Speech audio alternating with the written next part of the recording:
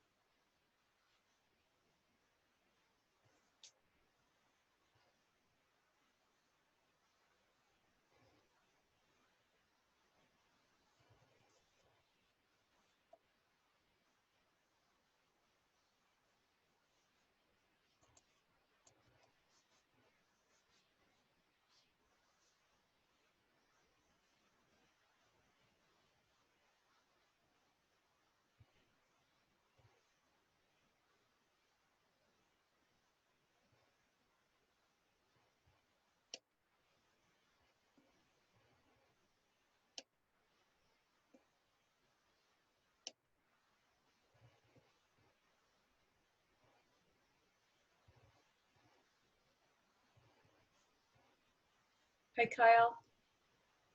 Can you hear me?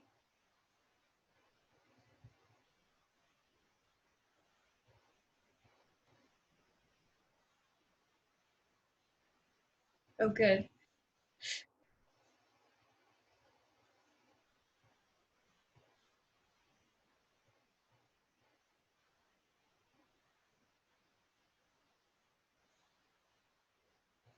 Okay, that's fine. Just type questions. I'll try to look in the chat. Sometimes I forget it's there, but maybe someone else will speak up. I only have, there's only 3 of us so far. Let's give it a couple more minutes.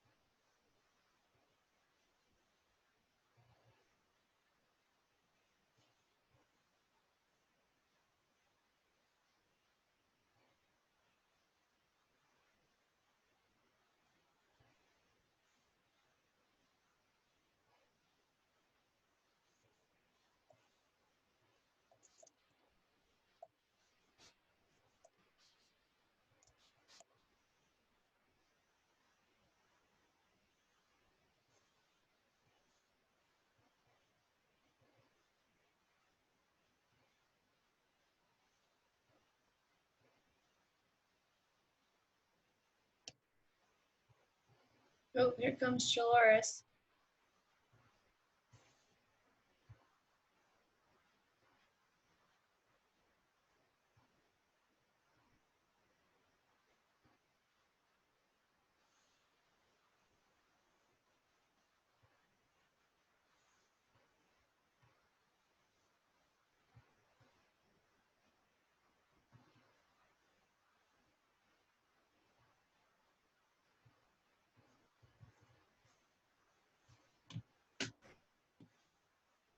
Hi, Dolores. Can you hear me?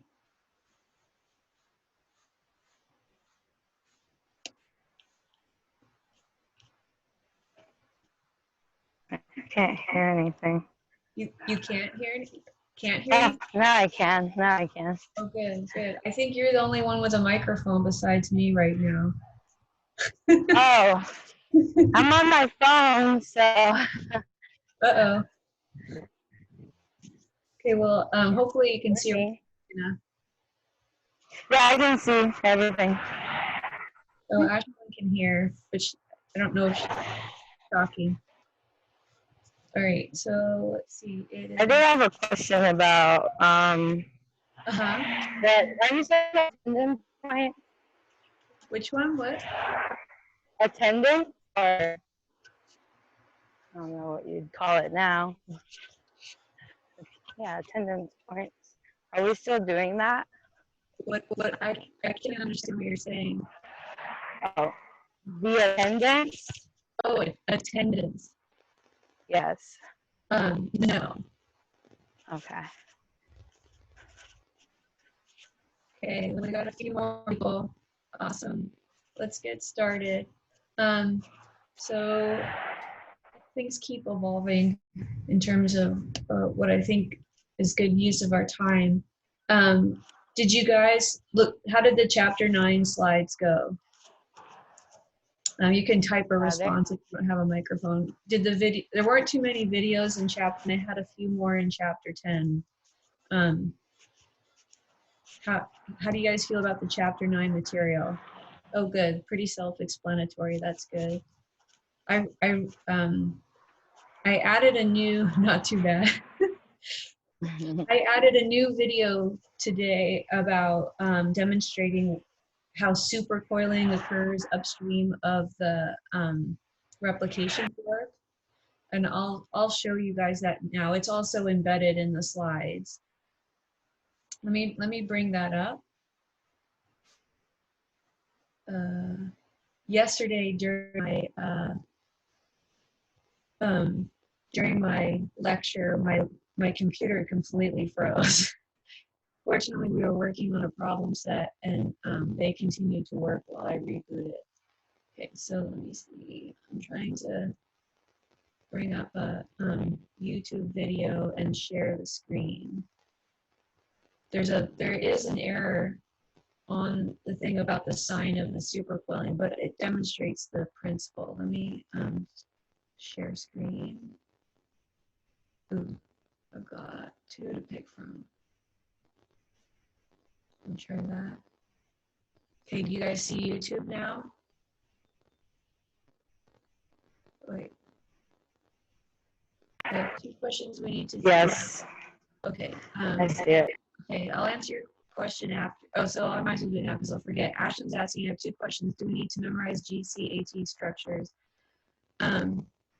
Okay, so no, you don't have to. You need to recognize if I draw the bases, you should be able to identify G versus C, or G versus A, C versus T versus U, but I'm not going to make you draw them.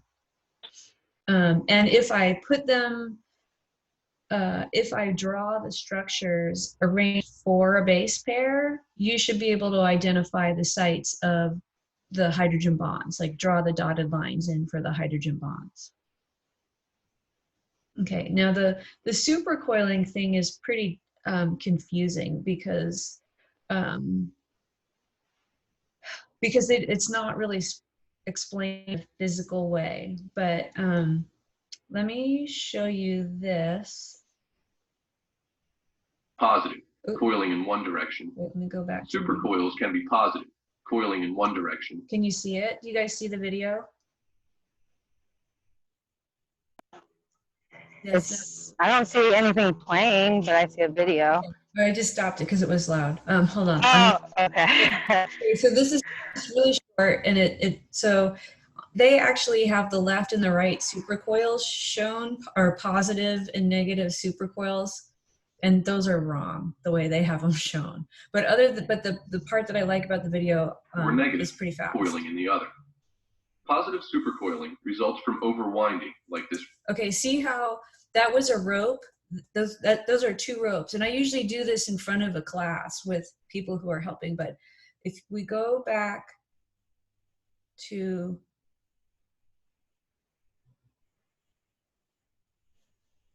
right, okay.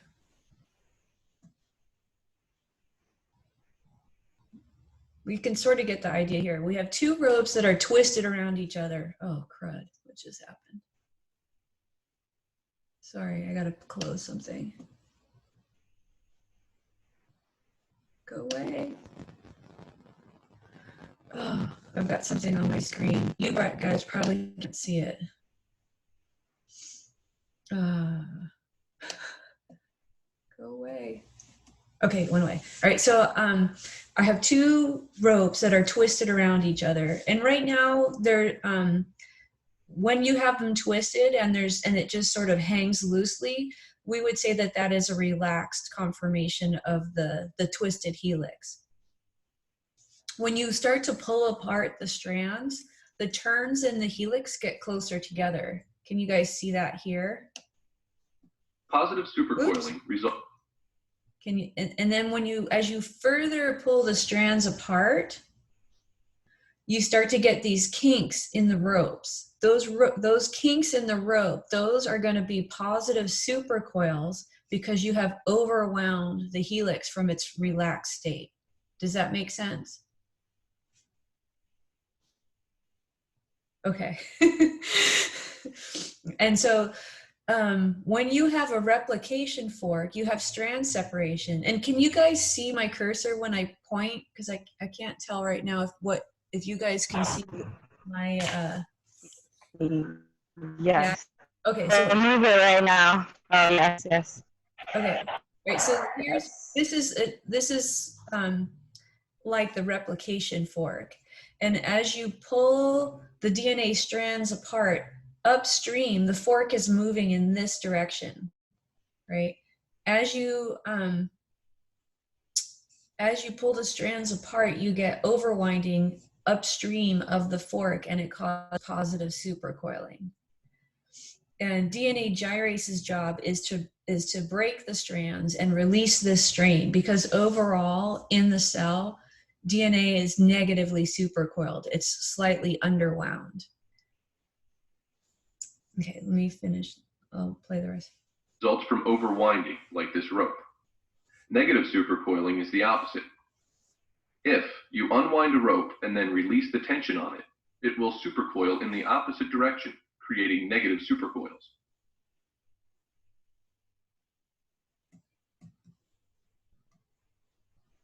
Okay, let me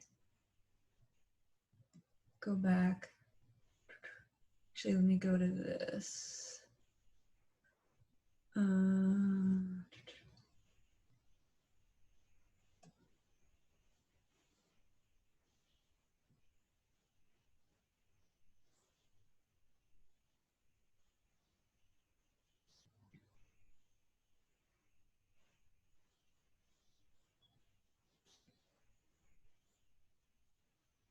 Okay, I'm trying to find, there we go.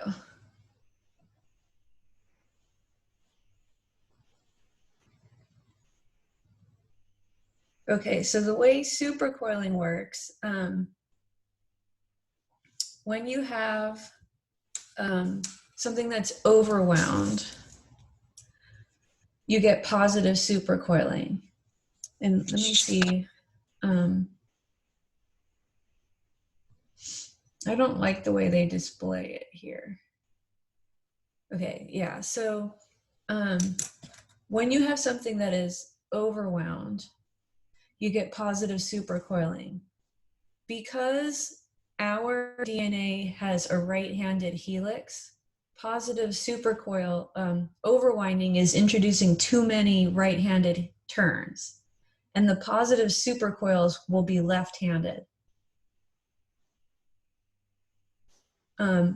And when you have DNA that is underwound, which is what it generally is thought to be in our cells, our helices are all right-handed. Underwound means that we don't have enough right-handed turns, and so we get negative supercoils, and the negative supercoils are right-handed. And supercoiling can only occur when there's a break in the strand. If you take a ladder and if you take two things that are together and you twist them and you let it go, and I had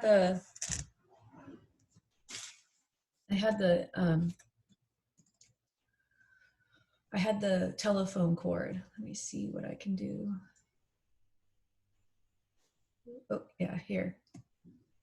Okay, let's see if this works.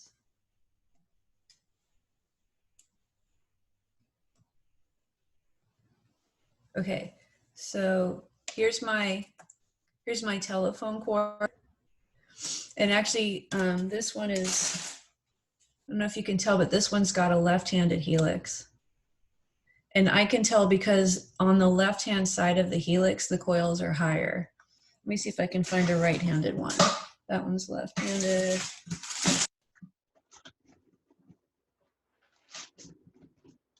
Left-handed.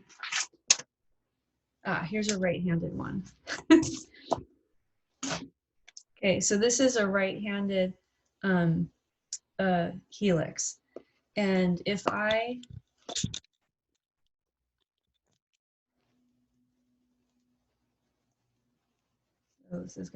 if I hold it together and I don't underwind or overwind, it's just this loose, floppy circle. There's no strain. It looks, we say this is relaxed. If I overwind it, this is right-handed, I'm going to wind it more right-handed. In order to be able to do that, I have to break the strand. When I pull it together, then I get these supercoils. And these supercoils are left-handed because I overwound to the right. But if I hold the strands together, you guys can see, if I hold it together and I try to introduce twists, when I let it go, it just relaxes. So the important thing to realize is that I would say, number one, strand breaks have to happen to get supercoiling. Without a strand break, you cannot get supercoiling. It doesn't change. And the enzymes that are involved with that are topoisomerases. And I think the language in your book is a little bit sloppy. Type 1's topoisomerases have single-stranded breaks. Type 2 have double-stranded breaks. And DNA gyrase is the one that we look at the most. And that's a type 2 topoisomerase. Okay.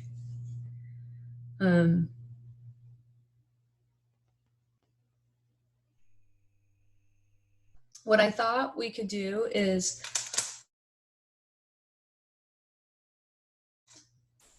and maybe talk about them, but I need some more audio, I think, in order to be able to have a discussion. So let's see, here's the homework 9 questions.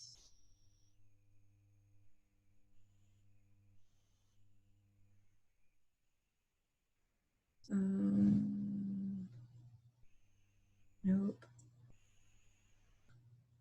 Here we go.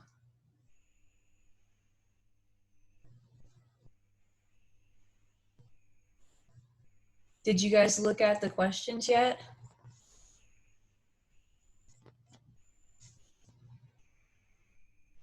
Let me see.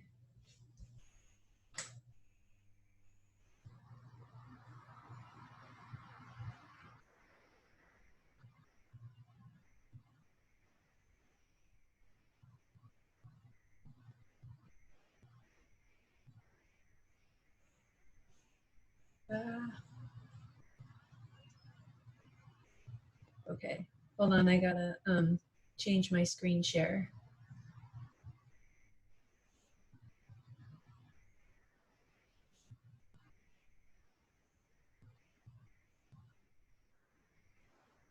Okay, do you guys see the chapter 9 questions now?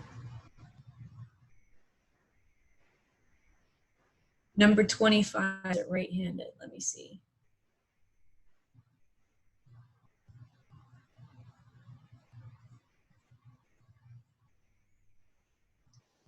Okay, if circular B DNA is positively supercoiled, will these supercoils be left-handed or right-handed? Yes, it's going to be left-handed.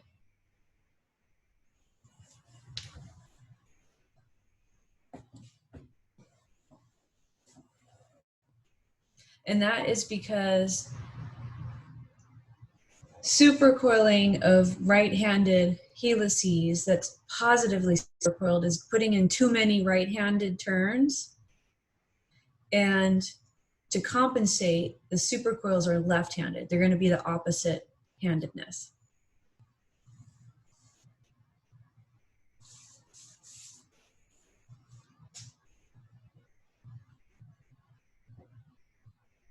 What other questions? Did you guys, let me see. I'm assuming that, that the first couple are pretty easy, right? You can do the base pairing for number 6. Number 2, you're gonna draw, you don't have to memorize. The difference is there's a methyl group on the thymine from the uracil. And why does DNA need to be stable?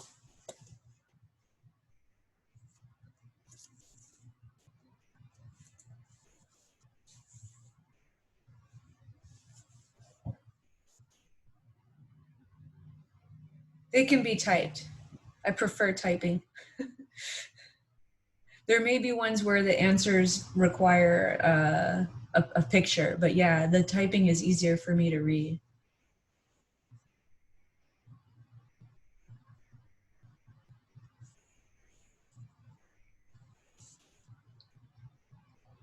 So why do we need DNA to be stable?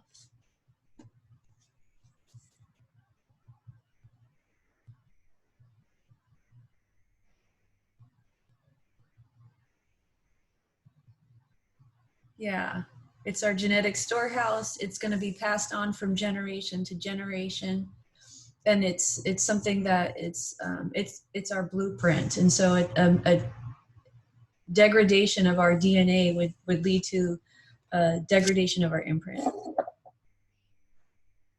Nice. Okay, now what about RNA?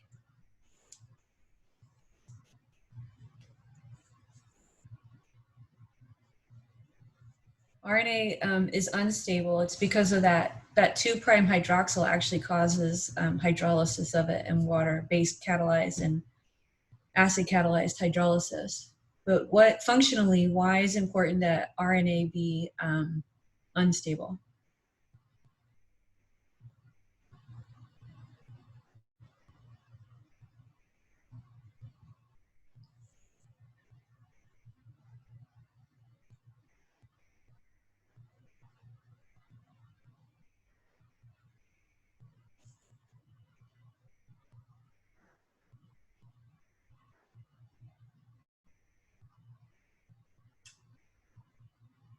To prevent buildup on the.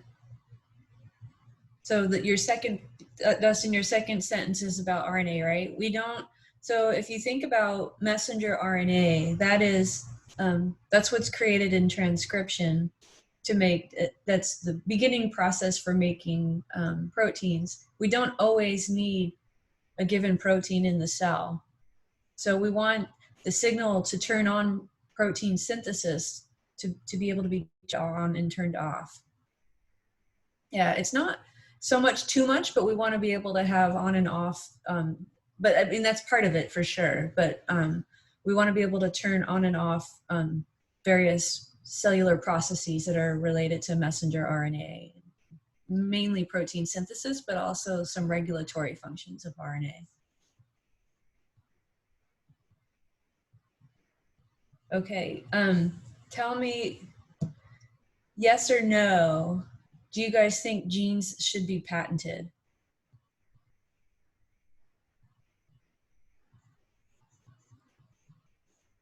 I got to figure out how to do a poll in here. Depends. No commitment. Dolores, what do you think? Genes? No. Yeah. Certain ones, so like natural selection, yeah. What do you mean for natural selection? Like the strong traits or genes, I think should be patented. Well, so I agree with Dustin. You what? I agree with Dustin. It depends. Dustin says yes.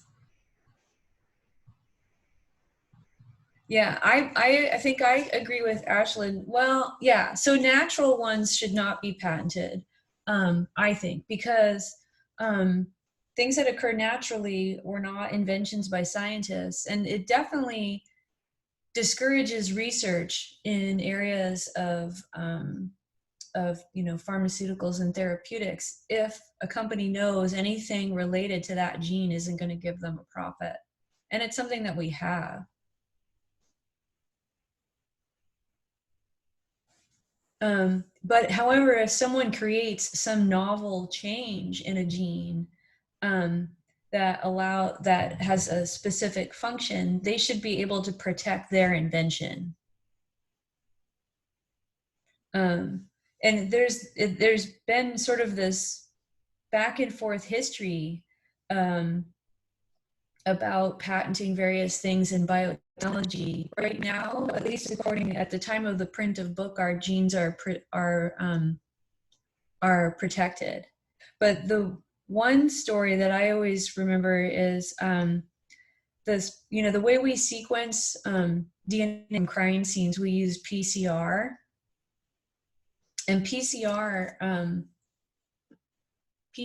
machines, all they do is they allow us to replicate small pieces of DNA really quickly. And the way it does it is all the PCR machine does is raise and lower the temperature in the machine, in the reaction that causes the strand separation, the melting of DNA, and the reannealing. And there's an enzyme that goes into the PCR machine from Thermus aquaticus. It's Taq polymerase, and it's from Thermus aquaticus. And that Taq polymerase had been used in university laboratories for years, like decades, but not in the same way even, but just not with the machine that automatically raised and lowered the temperature. But Carrie Mullis at a company in San Diego invented this machine that all it did was raise and lower the temperature, and it used Taq polymerase that scientists had been using in the same way, just not in an automated fashion for a long time. And this is, you can look him up, Carrie Mullis. And he won a Nobel Prize for his invention. And the company that he worked for started going after scientists who were using the Taq polymerase in their labs and suing them. So they were suing university professors for work that they had been doing before Mullis even got involved. It was really pretty messy. They lost eventually, but it was really scary because it was going to take away the ability of all academicians and people in pharmaceutical industry to copy DNA quickly. And the one of the challenges is that the courts don't generally have experts in biotechnology functioning as judges. They have to rely on judges trying to understand it being explained by expert witnesses. So it's definitely interesting to watch unfold. And sometimes I go back and forth on what I think. Okay, so you guys can look up the landmark case. That's the one about the bacteria that eats petroleum that helps in oil spill cleanups. Bioremediation. Yeah. And then in number 17, the genes that are in the current lawsuit, and that was at the time of this book, is BCRA1 and BCAR2. Those are two breast cancer genes. And so, of course, we want everybody to have access to research and the fruits of their research related to breast cancer, so that we have, we have the best progress we possibly can have towards being able to treat and prevent breast cancer. Okay. Do you guys have other questions that I think we talked about that one? Oh, 30 here. What's the charge on, well, I just said it, it's written there. So it's important to remember that I could see where synthetic would be to claim recognition. Yes, I agree. So it's important to remember that DNA is negatively charged. And so its interactions with proteins and ions are almost always electrostatic. And what are the charges? What's the charge on arginine and lysine? Yeah. Yes, thank you, Jordan. So these are positively charged. And so the DNA has tight, and there's lots of arginines and lysines in the histone proteins. These are the proteins that package eukaryotic DNA. And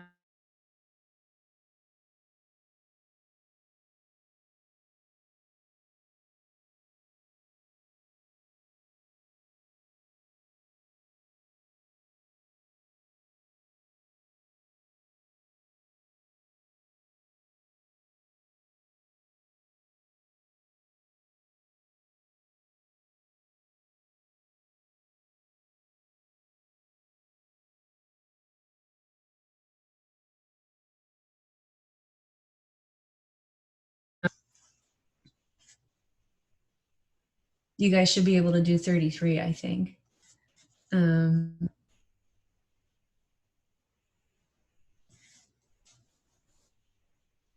Okay, so why do AT base pairs or DNA with high AT base pairs have a lower melting temperature?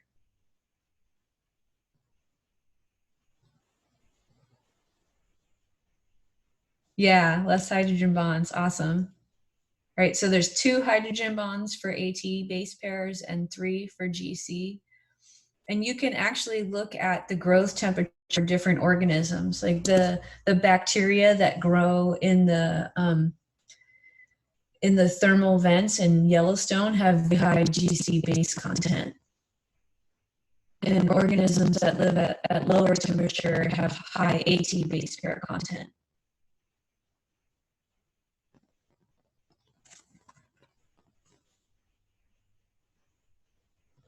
Okay. I think these are, all right, well, number 45, okay. Thanks, Jordan.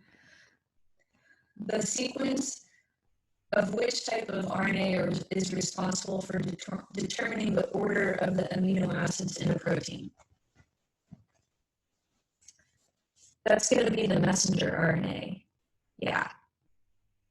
The RNAs are the adapters. They have the anticodon that binds on the messenger on one end, and they have an amino acid attached at the other end.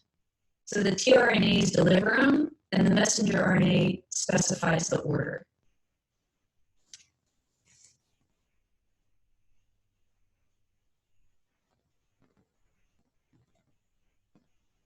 Okay, what about 47? I think 47 is a good one.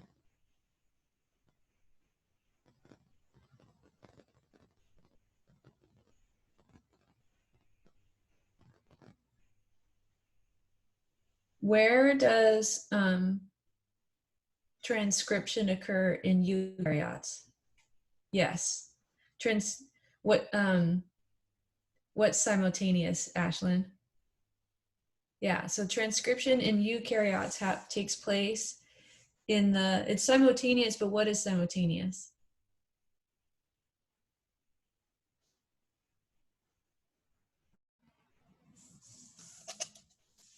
Let me see.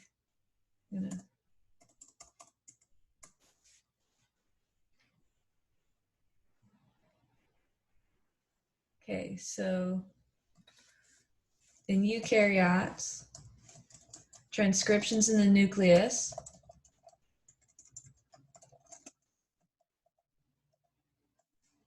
Prokaryotes don't have a nucleus.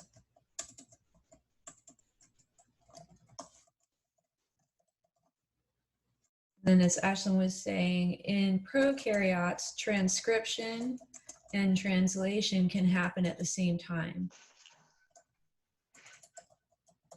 And I can't spell simultaneously. Something like that. You get the idea. Okay, and then, so what about, so the transcription occurs in the nucleus translation in the cytoplasm.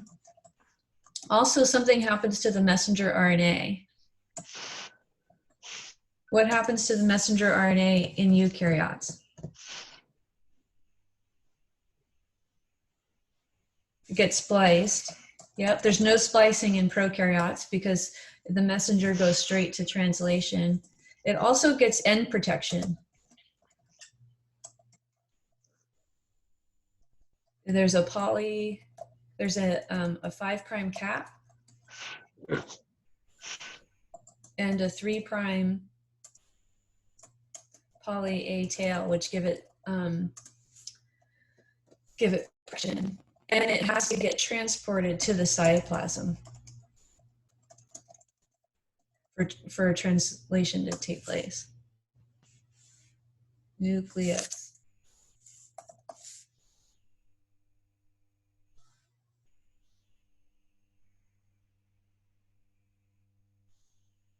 Okay.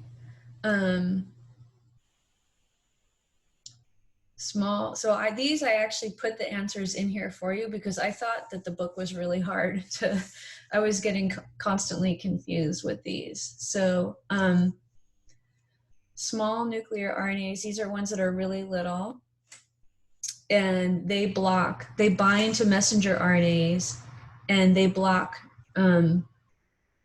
they block transcription. No, they block translation of existing messenger RNAs. Small nuclear RNAs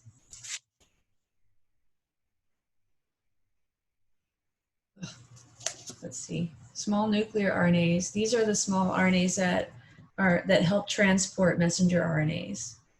Or wait, no, that's something else. Yeah, they're involved in the splicing reactions. Let me pull up my other thing here. Nope.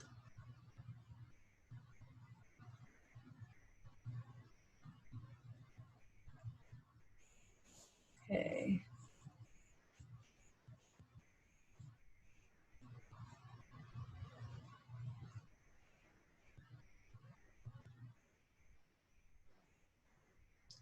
Oh yeah, so small nuclear RNAs are involved in processing. Small interfering RNAs lead to cleavage of messenger RNAs.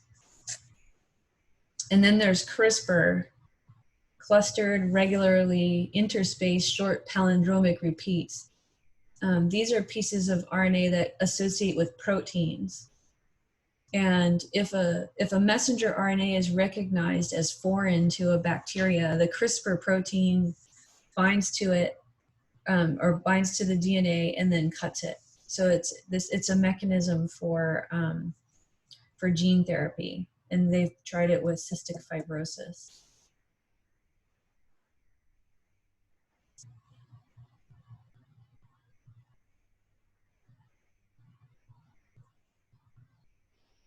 And so, yeah, sickle cell anemia and cystic fibrosis. So, in microRNAs and short interfering RNAs, RNAs, they're similar. MicroRNAs prevent translation. They bind to messenger and prevent translation. Small interfering RNAs bind to messenger, and they actually cause it to be cleaved. Oops. Let's see.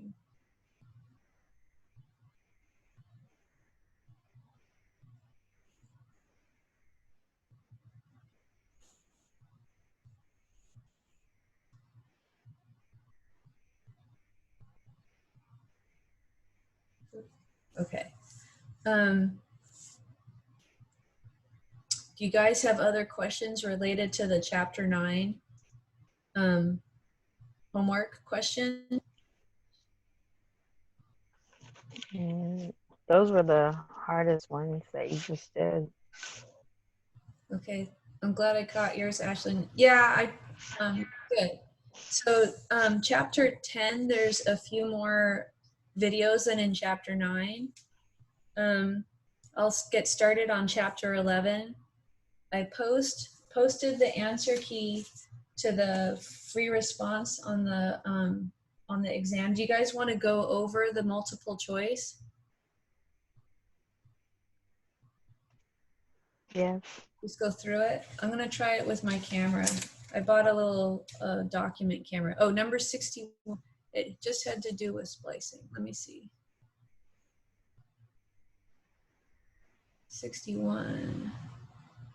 Oh, I don't have 61. I might have taken 61 off the list. What was the question? Because I don't see it in here. 61? You want me to look in the book?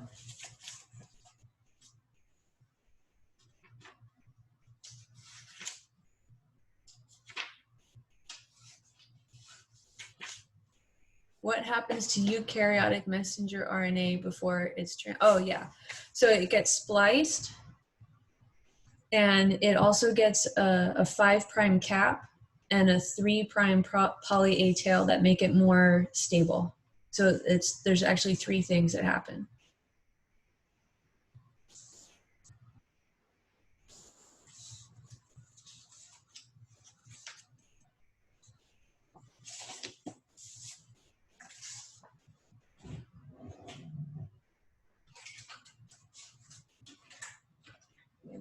Let me,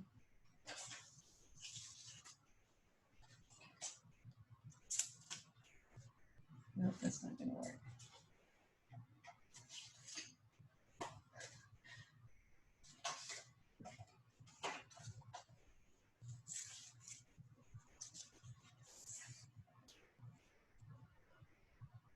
Okay, what's the question? Will future exams be more primarily based on an?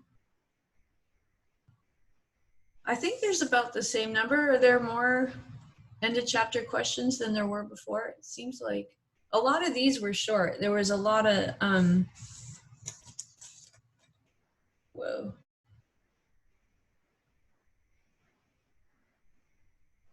Who's writing?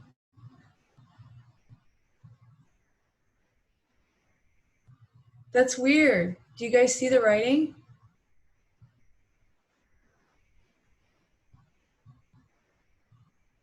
Yeah, my intention is to keep the exams based really on the end of chapter questions.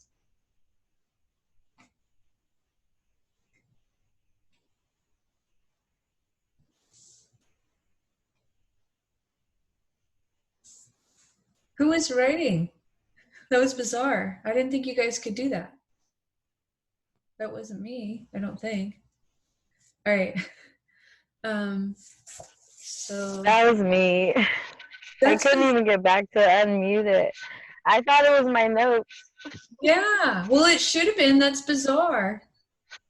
I mean, I think I'll have to figure out how to allow people to share their screens. Okay, I'm gonna share the exam. Let me see if I can zoom a little bit. Maybe that's too much.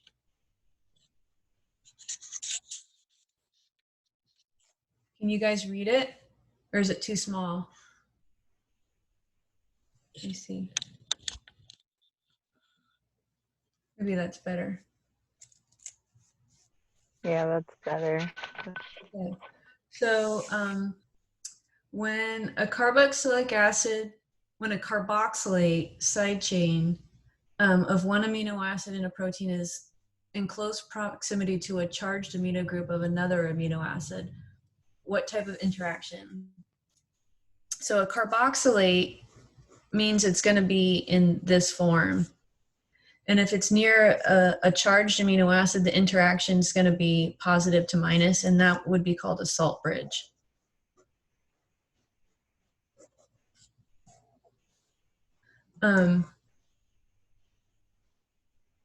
Which of the following shows the correct order from most simple to most complex? Let's see. Of course, I don't have, do I have my, Yeah, it's atom, macromolecule, tissue, organ.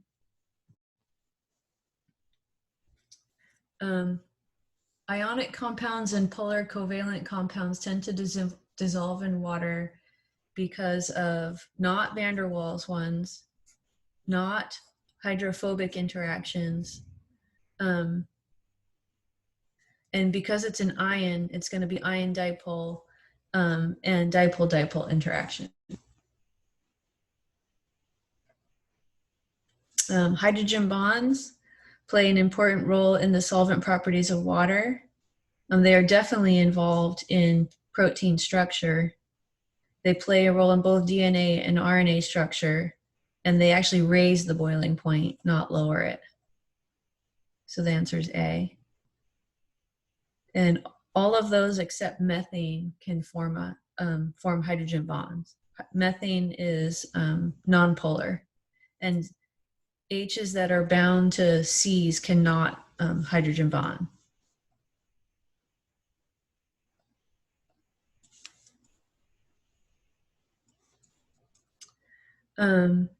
Which of the following forces are involved in maintaining primary structure? And remember, the primary structure of a protein is its sequence of amino acids. Those are only covalent bonds. So those other ones, the hydrogen bonds, ionic interactions, and hydrophobic interactions, those are all important in secondary, tertiary, and quaternary structure.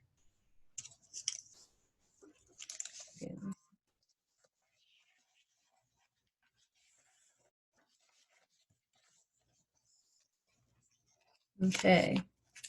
List all the atoms that cannot function. Oops, you guys can't see it. Cannot function as hydrogen bond donor to water. So in order for it to be a hydrogen bond donor, it has to have a hydrogen. So this one can, so not A. There's no hydrogen there, so B is one that cannot be a hydrogen bond donor.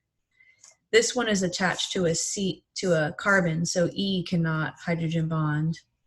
There's no H there, so D is the other one. So it would be B, D, and E.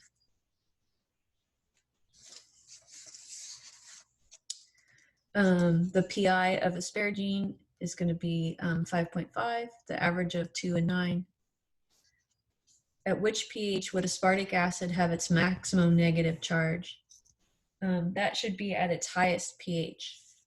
At the highest pH, you have things that are totally protonated. So it'll be E7.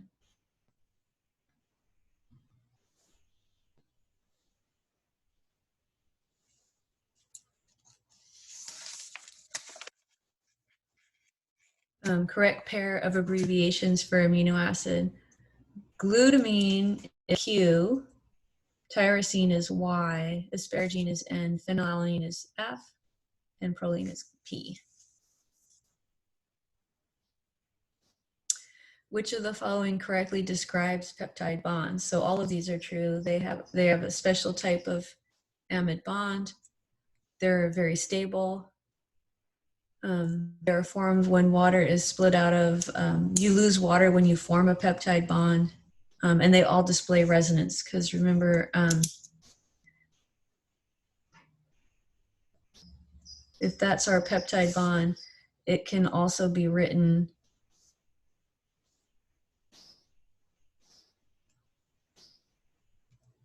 like that, because there's no rotation around that bond because there's partial double bond character.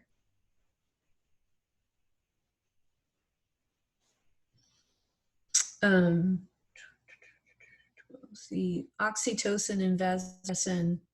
This one was kind of a tricky question that they had. It's actually, they differ by 2 amino acids, so the answer is this one here.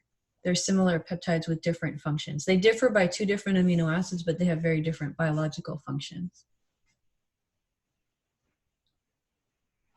The sequence of monomers in any polymer is the primary structure.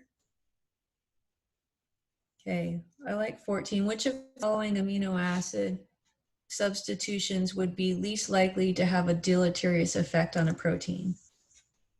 So this would be for a substitution where the amino acids are going to be pretty similar. And leucine and isoleucine are very similar. So that one would be most likely because they're just isomers of each other. Trip-gly, you could lose stability here. If there's an important hydrophobic interaction with tryptophan, if you change it to a glycine, you'd lose the nonpolar interaction.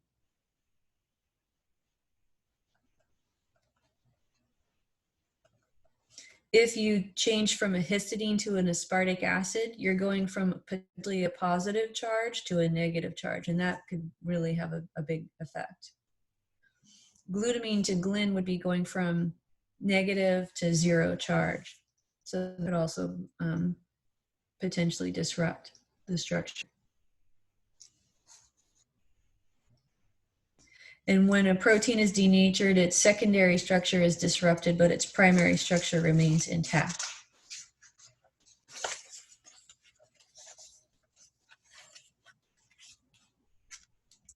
Okay. The interior of globular proteins are hydrophobic. And so nonpolar amino acids would be most likely be found on the inside, and leucine is the only one of these that's nonpolar. Why does myoglobin have both O2 and CO prevent them from binding perpendicularly? It actually lessens the difference in affinity. For 17 and 20, I gave you guys credit for those because we didn't cover them in lecture and they also weren't in the questions. So I just gave for whatever the answers were for those. Under normal circumstances, fetal hemoglobin binds oxygen more tightly than adult. That's because it has to get the oxygen from the bloodstream of the mother and not from the air, which has a higher partial pressure. Okay, number 19. In allosteric interactions, this one I also gave two credit because I didn't like the way it was worded. So proteins that consist of a single polypeptide chain form aggregates. Disulfide bonds are broken. Changes that take place in one site of a protein cause changes in a distant site, and metal ions always bind to the protein. So it has nothing to do with B and D. Then the question is A or C. And the reason I gave credit to either A or C is because aggregate, usually we mean, when we talk about proteins aggregating, we're not talking about dimers or trimers or tetramers, which is what happens in allosteric interactions. So this answer would be correct if it were specific to small numbers, but we usually think of aggregates as proteins precipitating out of solution. And C, it says changes that take place in one site of a protein cause changes in a distant site. That's true. So this would also be okay, but we usually specify it's in a different monomer. So I accepted both A or C. 20 is sort of complicated and I gave credit for it, so I'm gonna leave that. What is the major force that drives nonpolar substances out of aqueous solution? And it is the decreased entropy of newly organized solute molecules. So, well, actually, it's this one. When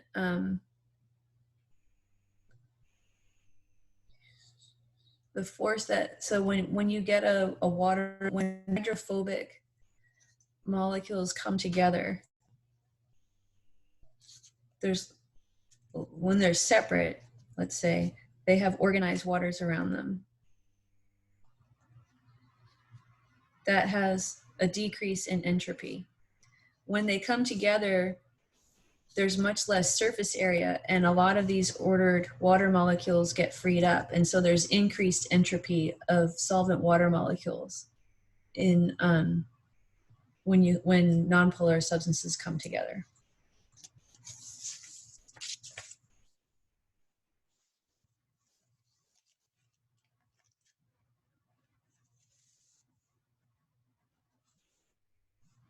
Okay.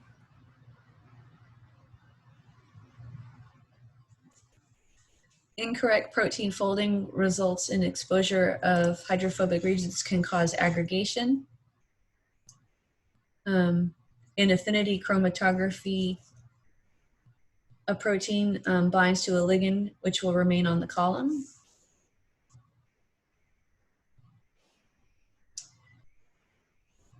In any form of chromatography, how will a compound which interacts more strongly with the stationary phase elute compared to one that interacts less strongly? It will elute later because it sticks on the column, and so other stuff goes through. In gel filtration, the larger molecules elute first because remember the little ones go inside the bead. It takes them longer to get off the column. The rate of reaction depends on activation energy. The higher the barrier, the slower the reaction. Enzymatic activity has an optimum temperature because raising the temperature speeds up the reaction, but then once the temperature gets high enough, the protein starts to denature and the reaction rate slows down.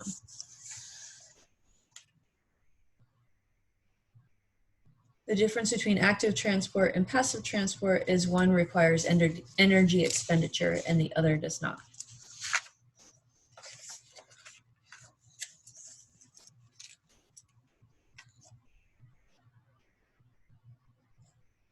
Okay. Which of the following is not true? A reaction with a positive delta G can happen actually if it can happen if, so this is not true, if there's an energy input. Like sometimes we use electricity to drive reactions or heat. 30.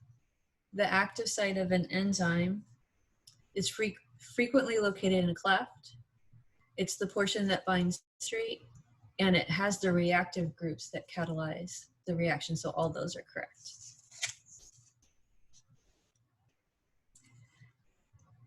Oops, sorry. In the reaction catalyzed by chymotrypsin, a graph in which the rate is plotted against the concentration of enzyme or concentration of substrate. So a V versus S. It's going to be hyperbolic because chymotrypsin is a monomer.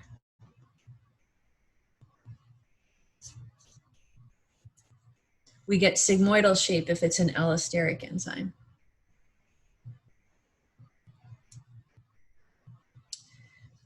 In the reaction catalyzed by aspartate transcarbamylase, a graph of the rate plotted against the concentration of substrate, it's going to be sigmoidal.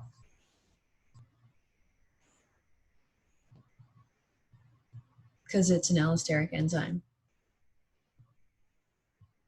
And then according to the steady state assumption, the concentration of the enzyme substrate complex remains constant with time.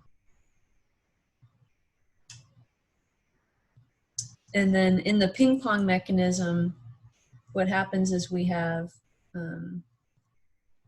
one product leaves the active site before the second substrate comes in. So ping pong means you have A binds, you get A, E, then you get P1E, P1 leaves, and then substrate B can come in. It's in order.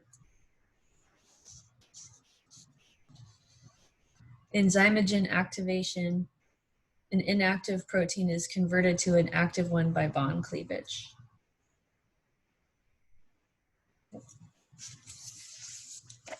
Can you show 29?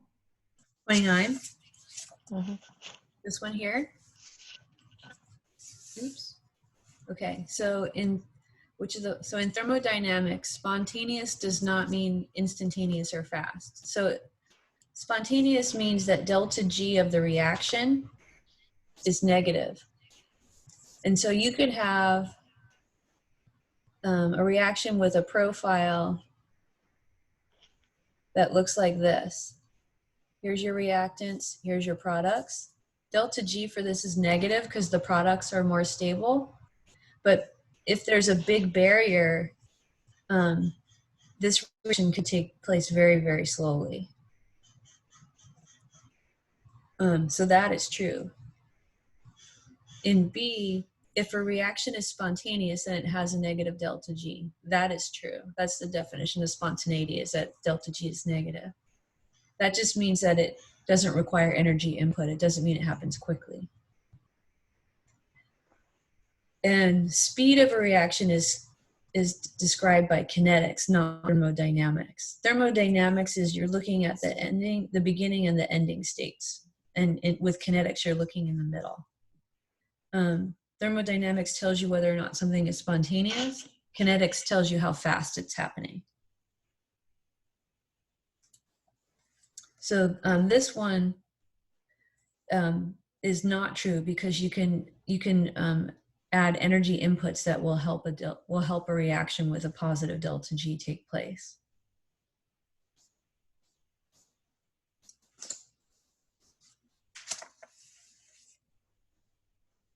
Okay. Glycolipids have sugars. This one, it's, yeah. The rate constants for the disappearance of ES divided by the rate constant for the back reaction. And you just plug in the numbers and you get 0.1 micromolar for that. Competitive inhibitors have this effect.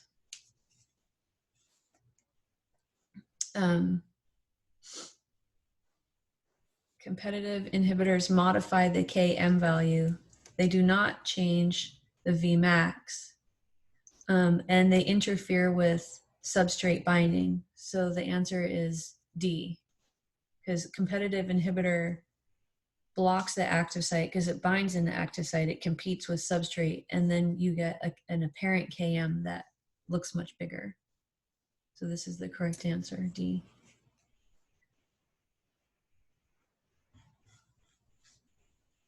Okay, CTP is a feedback inhibitor of ATCase because it's in the products.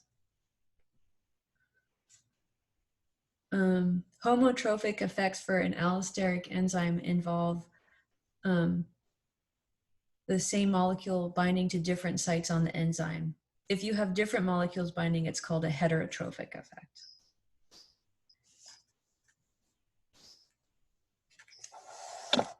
Where do allosteric inhibitors bind on an enzyme? They bind somewhere other than the active site.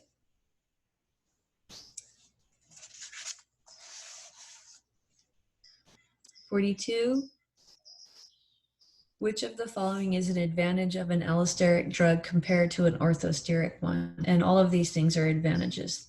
It's not an on-off switch. They can actually adjust activity more subtly. An allosteric drug can be more specific, and they're safer. So D.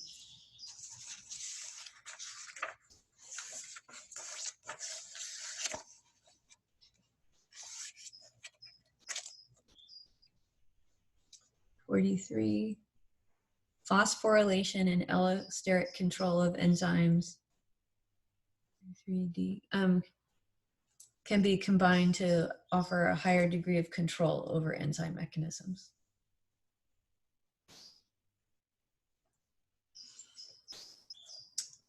(44) Phosphorylation of enzymes take place at serine, threonine, and tyrosine. These are all the amino acids with the hydroxyl group, because it goes from that to that. Metal ions act as Lewis acids. Cell membranes typically display asymmetry. That means that the two leaves of the bilayer contain different collections of lipids and proteins. So proteins that face the outside may not face the inside, and if they do, it's a different part of the protein, and the lipid content is different too. Typically, bigger lipids are on the outside of the membrane. The presence of cis double bonds increases the fluidity of membranes because it puts that kink and it disrupts some of the nonpolar interactions. the association of membrane proteins with lipids in membrane bilayers can actually involve all three of these, but it always involves hydrophobic interactions. Where can membrane proteins be located? Either on the surface or entirely within. Okay, and then some bonus questions. In which step of the purification was the most total protein lost? So for that, we'd look at the total protein, and we lost about, looks like 90% at the salt precipitation stage, because it went from 22,000, almost 23,000 milligrams to 2,800 milligrams. Which step lost the highest quantity of enzyme of interest? And for that, we look at activity. And for that, it would also actually be the salt precipitation step, because we lost 50% of the enzyme from 2,400 to 2,160. It went from 100 to 48. Okay, and which of the following statements is true? Covalent bonding takes place between lipids and proteins in most membranes. Not really. A membrane consists of a layer of protein sandwiched between two layers of lipids. No, like a bologna sandwich. The composition of inner and outer layers are the same. No, its membranes contain glycolipids and glycoproteins. Okay, so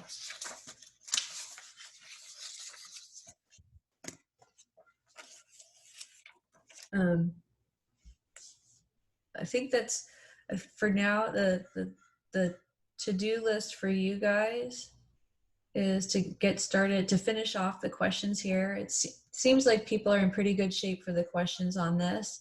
And then what I'd like to do is we have spring break.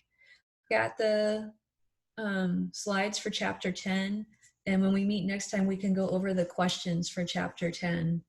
And if you are confused about a question or a slide, let me know, and I can make a screencast video and upload it for everyone to be able to see in between now and then.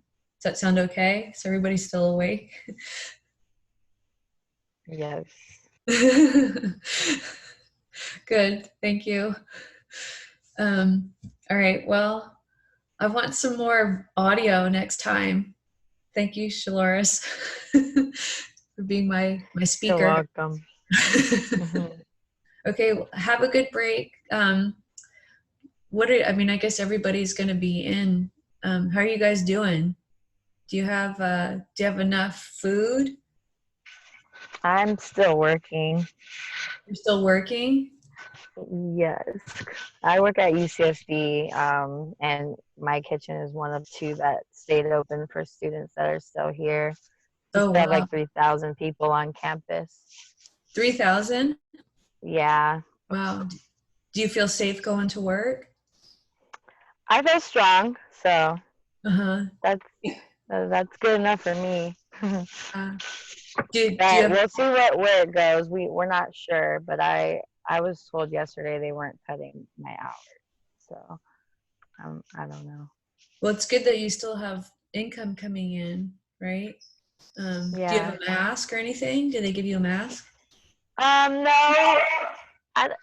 I don't know. I know it's a virus, so I don't really know how effective a mask would be. Yeah. Yeah, I'd rather have fresh air than breathe in my own stuff. Okay. I guess that makes sense. Yeah. Okay, guys. So I will. Do you guys? Do you want me to send the invitation to the next meeting via email, or just link through the Canvas page? I always do it through the email. It's really fast for me. Okay, I'll send an email then. I'll probably set it up now so I don't forget. Okay, take care, everybody. Thank you. See you next time. Yeah.